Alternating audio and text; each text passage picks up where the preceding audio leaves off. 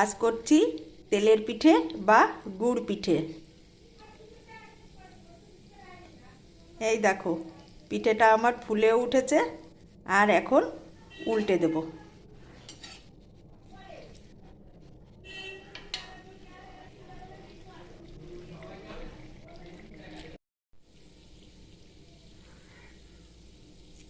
এই দেখো, আর একটা পিঠেও দিয়ে দিয়েছি, আর এটাও ফুলে উঠেছে।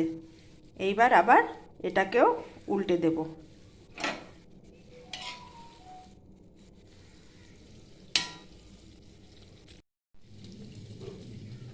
দেখো বন্ধুরা, একটা একটা করে সব পিঠেগুলো দিয়ে দিচ্ছি, আর পিঠেগুলো আমার ফুলেও উঠছে।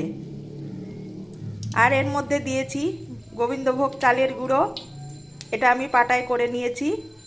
আর নতুন গুড়, আর ব্যাটারটা বানিয়েছি আমি দুধ দিয়ে। এইভাবে সব পিঠেগুলো আমি ভেজে নিচ্ছি। এই দেখো, আস্তে আস্তে করে তেলটা উপর দিয়ে দিতে হবে, তাহলেই বেশি ফুলবে।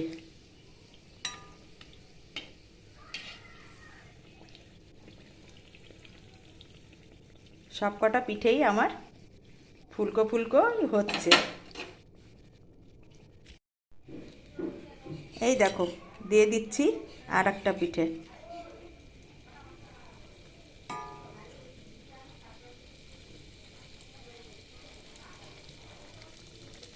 এই দেখো, থালা থেকে কেমন ছেড়ে আসছে।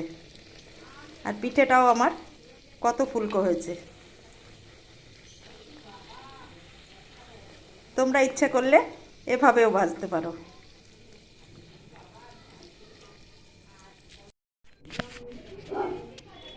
বন্ধুরা, তোমরা ইচ্ছে করলে এরকম ছোট একটা থালায় করেও এই ভাজা পিঠেটা বা তেলের পিঠেটা ভাজতে পারো।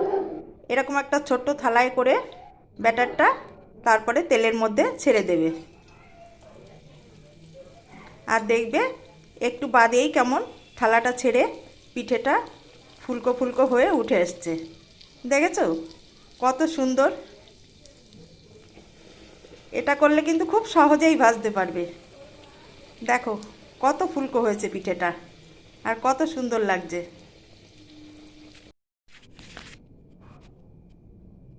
এই যে দিয়ে দিচ্ছি আর একটা পিঠে। বন্ধুরা, তোমরা যদি এভাবে করতে চাও, তাহলে শুধু চালের গুঁড়োর সাথে কোনো বেকিং পাউডার না, না বেকিং সোডা, কোনো কিছুই না, তুমি একটুখানি ময়দা মিশিয়ে দিতে পারবে।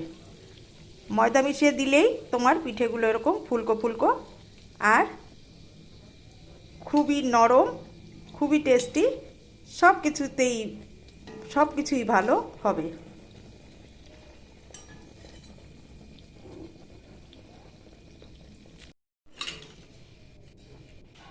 বন্ধুরা, আর এটা শিখেছি আমি আমার এক ইউটিউব বন্ধুর কাছ থেকে।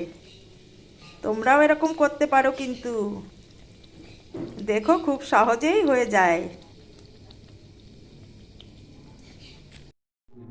হয়ে গেল রেডি আমার তেলের পিঠে বা গুড় পিঠে।